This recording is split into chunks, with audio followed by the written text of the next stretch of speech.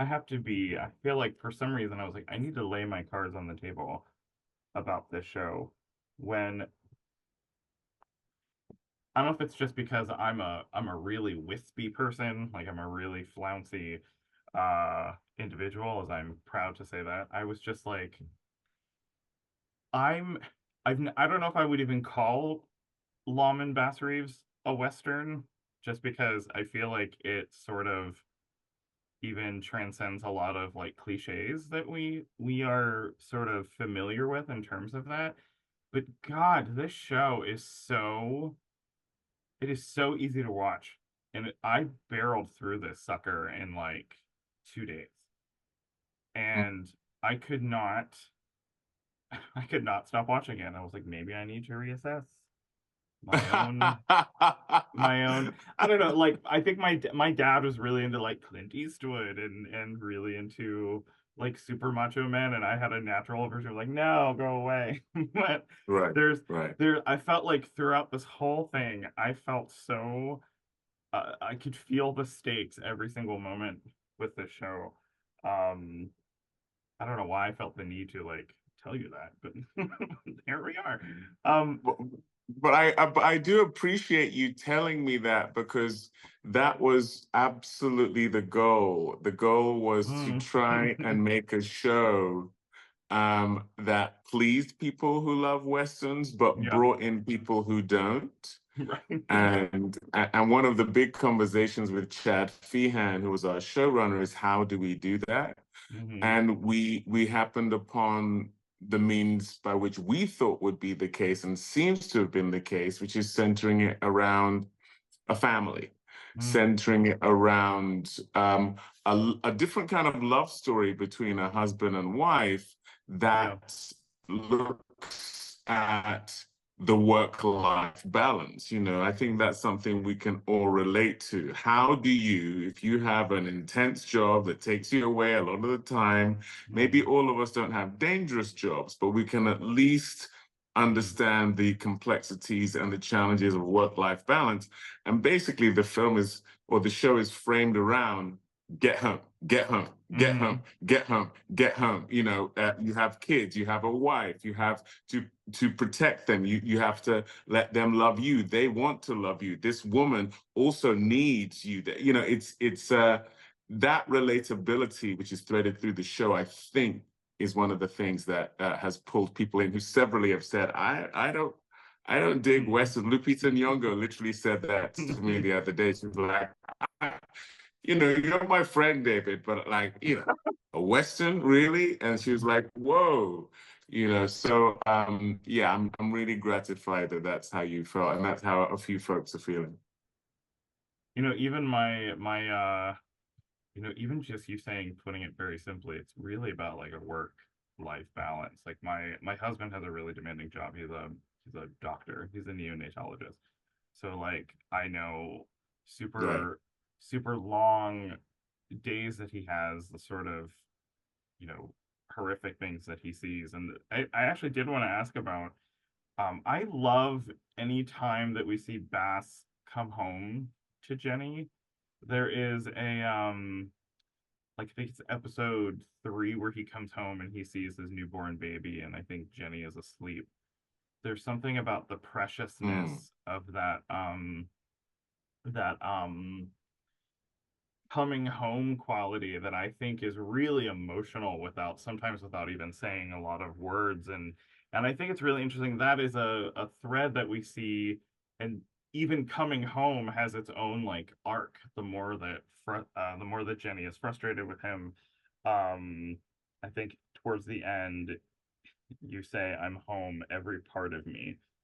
And that was like, I got really emotional hearing that line and hearing that sort of giving himself fully over to his wife. It's a really beautiful, simply written piece of dialogue.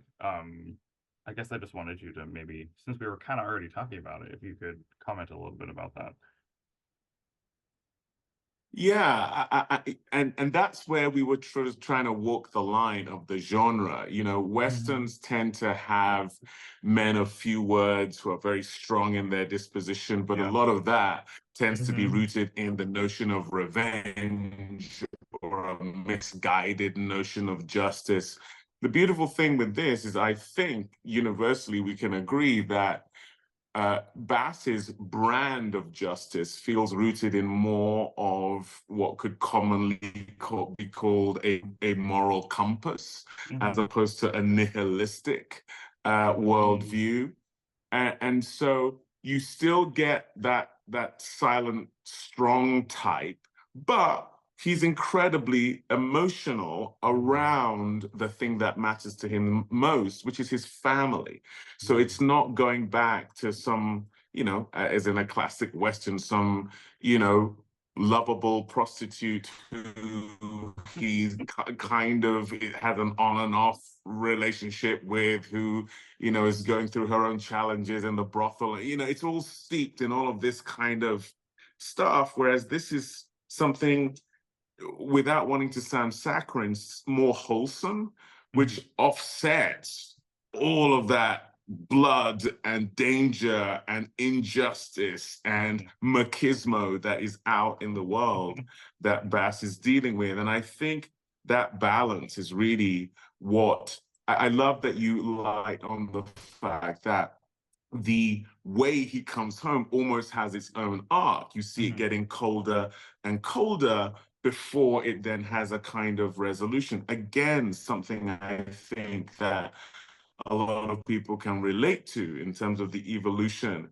of a relationship on the basis of life happening, Hmm. and there being absence, there being children, there being difficulties at work, there being just time passing. These are things that we can all identify with. Yeah, there's something about anytime the action would cut back to Jenny at home, I felt there's something I can't really articulate about how Lauren really captures this sense a lot of times without even talking about it, that I keep wondering. I was like, how many times does she get up and think, all right, this is what I have to get through in my day, and then it'll be one day closer to my husband coming home. There's something Mm. about that that I think is really present without necessarily being signaled to. Um, okay. Um, I think I've asked you this every single time I've talked to you because I'm such a voice and speech nerd. Um, the I wanted to ask about maybe preparation in terms of voice, because I it took me a while, actually. I think it was like episode 2 or 3, even though I'm incredibly familiar with your work, that I was like, oh, that's right. David Oyelowo is not from the South. He's not from this country. And even sort of, we're talking about arcs that go through. I feel like as Bass gets, more involved, he gets another assignment, he's further away from home, but there's sort of a weariness in your voice that I um really sort of picked up on. I guess I just wanted to know, like, if did you like do typical dialect training, or did you just have to look at stuff? Like, I was curious about that. Absolutely. It was a big part of our way of showing the passing of time. Mm. I've been very privileged to spend a fair bit of my career in the theater, and I've played a few characters who have aged. Henry VI being one. I went from being a teenager to being a man in his 60s. And, when you're doing that on stage where you have less pyrotechnics, less editorial aids to kind of suggest that makeup, costume, all of that stuff, Mhm. you have to find a way to translate that through the body, through the voice, in Mhm. ways that, in almost a seamless way, the audience is going, I feel the transition of time as I'm watching this individual go through this story. Mhm. And so I wanted to rely less on makeup and all that kind of stuff. And just what you said to me is job done for me, in that it took you a few episodes in to go, hold on. Yeah. There's something else going on here. And that's the thing. You want to boil the frog slowly, so to speak. And yes, I spent a lot of time with my dialect coach, Denise Woods, to Okay. have, what's his mid-20s voice from episode 1 to episode 2. We see 10 years go by. He's been a farmer around dust and Yeah. sun, and on his way to a fifth child. And that does something to the body, to the voice. And the recordings I've heard, obviously there were no recordings from people who were Bass's age in the 1860s, where our show is largely playing out. But you get some recordings in the late 1800s, more often in the early 1900s, of people who were enslaved. Mhm. And they're tough because the recordings aren't great. A lot of them are very old, so they've lost teeth and they're Mhm. barely audible. So you're having to sort of almost digitally with your brain clean what you're hearing in order to be able to translate what they're saying to 50 years earlier and things like that. But the thing you get is that that is definitely not how they sounded when they were in their 30s and 40s. You Oh, know, totally. ju- Yeah. just in terms of the quality of the voice. And so to see that, especially as people aged differently and more quickly back then, especially if Mhm. you're doing anything akin to what Bass is doing, that was an opportunity over the 15-year period that this show um, displays, to kind of show that evolution within him, not just his voice, but his body, his disposition, his values, his mindset, his marriage, all of it goes through the mill through the course of the show. Yeah, there was just a couple weeks ago, I think it was, maybe it was last week, I went. This is obviously not the same, but I thought of it when I was watching the show, that I just saw the national tour of the Tina Turner musical. And Okay. I was sort of like, it was the woman who played Tina Turner, like, ugh, she was, I'm a huge fan of her, Tina Turner anyway, but I kept thinking the whole time, I was like, how does she do that on stage? And this is also in singing, where she can show the evolution of how someone's voice does that. It blew my mind. So I thought of that. I thought a lot about Tina Turner while I was watching Lawmen and Bass Reeves, strangely. um I want to ask about Bass's relationship with Billy Crow. um Mm. I think there is so much in there, considering how the two meet, the passage of time. He There's a that moment where Billy asks him if he thinks he has what it takes to be a U.S. Marshal, and Bass says no. And then we sort of see it later on your face that you regret saying it to him in that way. Maybe not necessarily in the moment regret saying it, but maybe the way that he says it, he regrets doing it, and he tells him later that maybe that's not necessarily the case. There's something about Bass being away from his children, but having this like young ward um in his care, and sort of being a protege of him, that I kept thinking about. I guess I just wanted to know what was important to you about that relationship, because I like how it is rife with conflict, but that conflict changes and evolves as the series goes on. Yeah. Well, all I'll say, Joe, is you got it. You got what we were trying to. You got what we were trying to do. I mean, Billy Crow is a kind of son figure Mhm. to Bass Reeves, and I think in that moment when he tells him you don't have what it takes, it's also him saying, "This is hard, Yeah. and I like you, and I wouldn't wish this on my worst enemy." Hmm. kind of thing. In the same way that, you know, I have a son who's currently in London at acting school, and Mm, I am very, very proud of him for going to train, which is something I very much instilled in him as something to do if he's going to take this profession seriously. But I am steeped in mm, anxiety because I know how difficult this industry is. I know that rejection and self-doubt and insecurity are occupational hazards mhm. of this industry, and that is inescapable. And for someone who I love as deeply as my son, you know, there might be a temptation to say, you know what, son, like, be very, very sure this is what you want to do, Yeah, because whew, it's a doozy.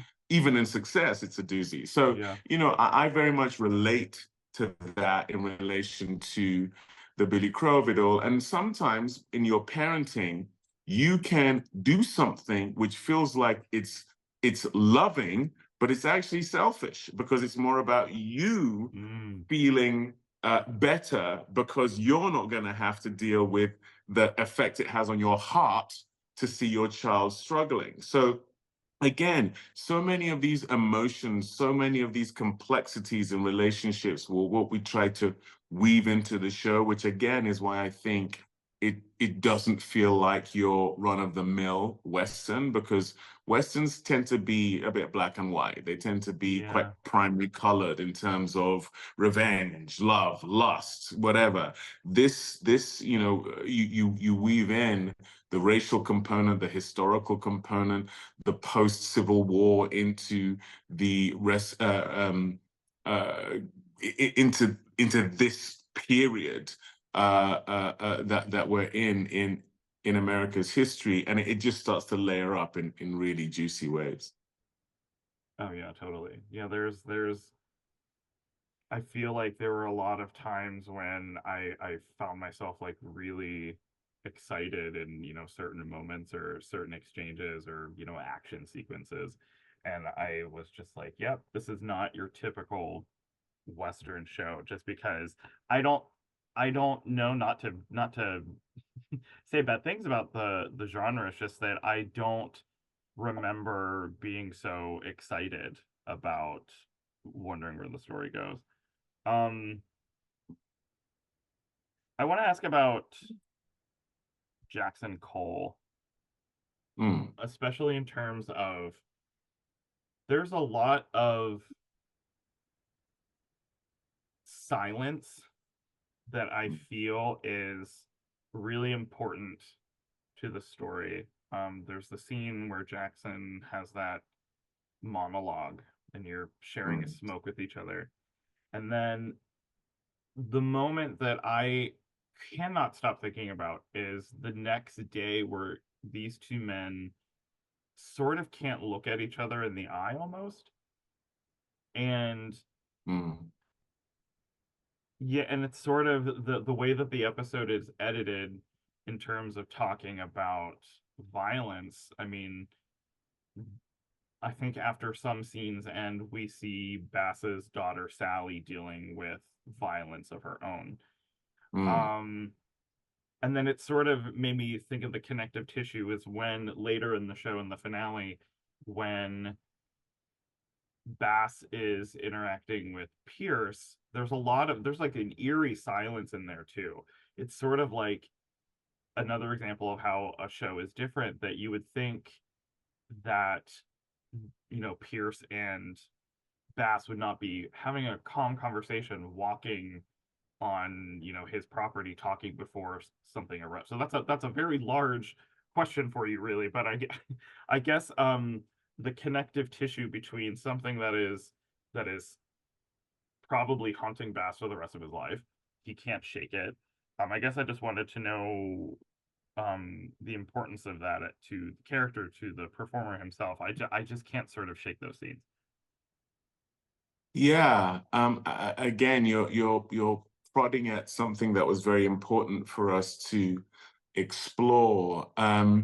the reason why those scenes can live in silence is because I truly believe we did a pretty good job of layering in a history and a historical context Mhm. that you don't have to explain to the audience Oh yeah. why this is incredibly challenging for Bass, because we have seen Bass in the first episode nearly kill his enslaver to death. Mhm. Shea Wiggum beautifully, in my opinion, playing George Reeves.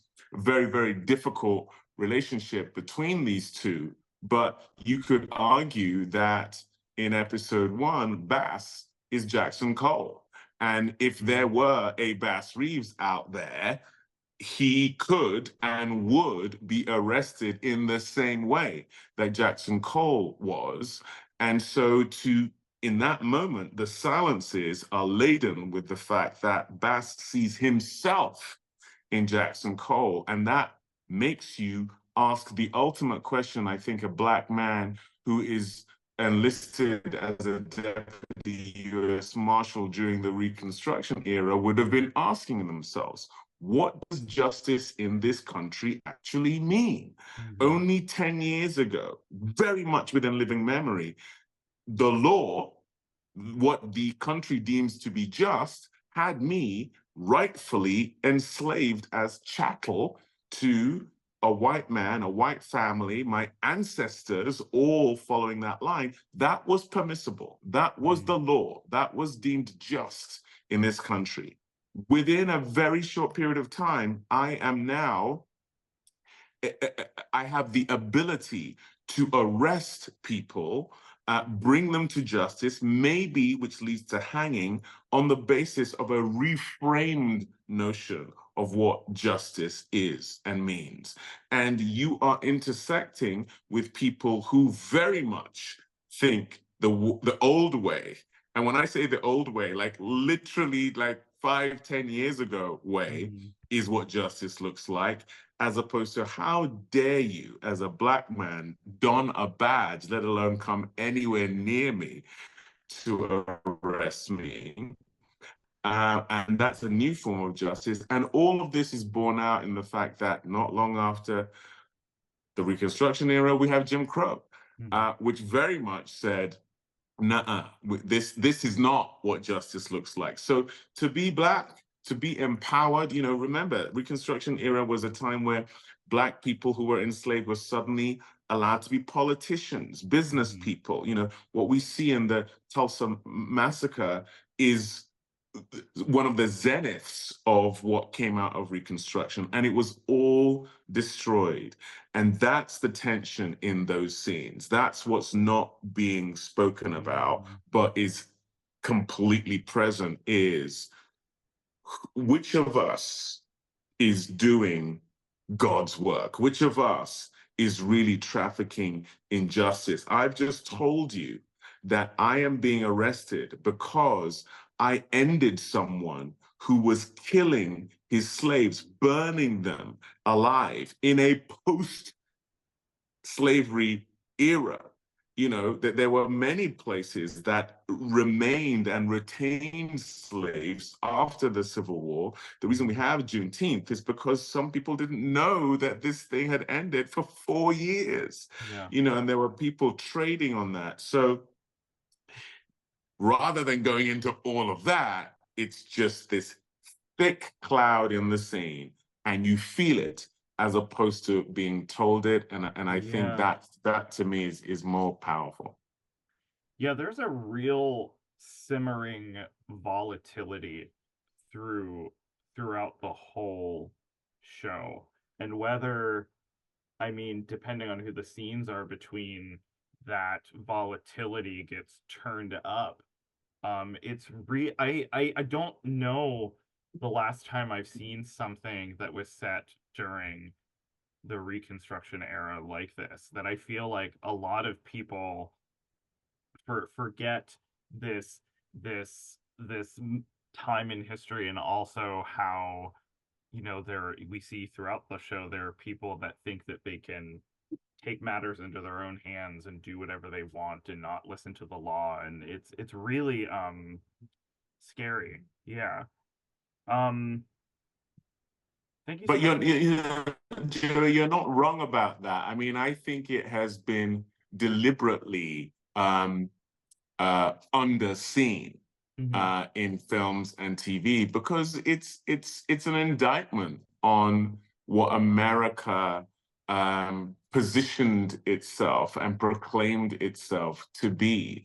The Reconstruction era is actually what I think America at its best looks like, a time Mm. where give everyone agency on the basis of a meritocracy outside of race.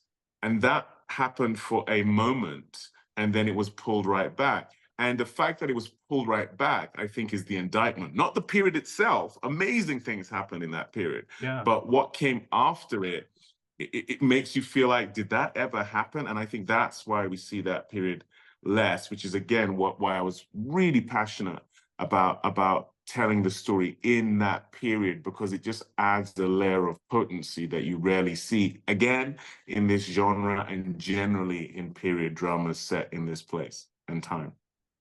And I kept thinking the whole time, there's so much crap going on in America about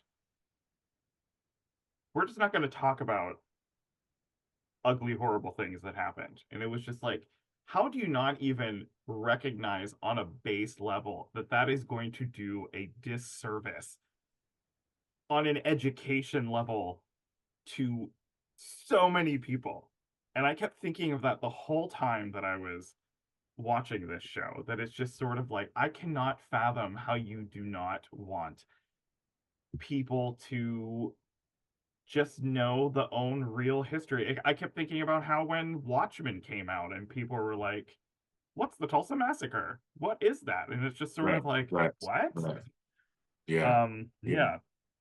Yeah. Um, thank you so much for your time, David. Um, I'm so thank you for letting me admit to how much I was sort of unfamiliar with the genre. This is such a thrilling series, and I feel like I'm going to be thinking about it for a long time. So thank you so much.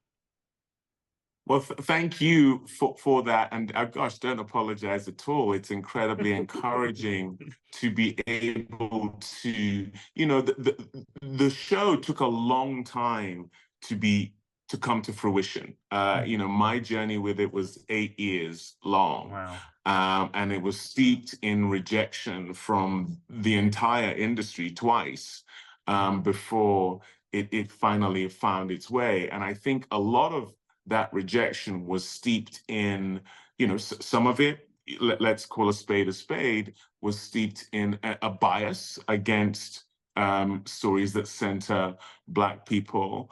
But because there weren't many comps, if any, I don't know that I can think of a show quite like Bass Reeves that Mhm. has this scale and scope and production value and focus in terms of the protagonist and the core cast, so to speak. But I always felt that it is so much more than what potential buyers were seeing. All they saw were the race of the protagonist. Mhm. And that's heavy. Is that global? Does that have a universal theme, audience, character, yada yada? But like you said, Bass Reeves is so, in my opinion, he's such a perfect character through whom to look at what not only America is, but what America has been and what Mhm. America could be. Just through this character going from enslavement to empowerment in this way. And despite how much history had subjected to him and his people with degradation, chose to help build not only his community, but this country in spite of all of that injustice. I mean, it just points to so many things that anyone and everyone can aspire to outside of race. Hmm. That it's like, why do we insist on going, oh, it's this, and so therefore it's going to yield this, this, and this? You only have to do a cursory Google search into this guy's life to go, oh my gosh, Hmm. tell that story now, Yeah. which is how I naively felt. But there is nothing more vindicating than to have all of that doubt cast around the show, and then it goes on to have this blowout global success on Paramount Plus. So, thank you for saying that, but that is literally the most gratifying thing about having done the show, the fact that people are finding and seeing so much more in it than they Hmm. anticipated. Yeah, when you realize this man's story is like, how has this not been told this way Yeah, before? How? It's sort of yeah. crazy. And this is one of the one shows that I will say that I talk to people like that I say that I deal with in my everyday life when they ask me like who I'm going to talk to, and I was like, oh, I'm going to talk to some people about Lawmen, Bass Reeves. They're like, oh, I loved that show. Like that is one of the few shows I that know. that uniformly people were like, oh, people know about it, people are excited about it. So I think that speaks volumes for how much the audiences are enjoying it. Um, Oh, that's beautiful. Thank you. yeah. Well, thank you again, David. Always a pleasure to speak with you. Good luck to you this season and have a good rest of your day. Thank you. You Yeah. too. Lovely to see you, Jerry. Bye. All right. Bye.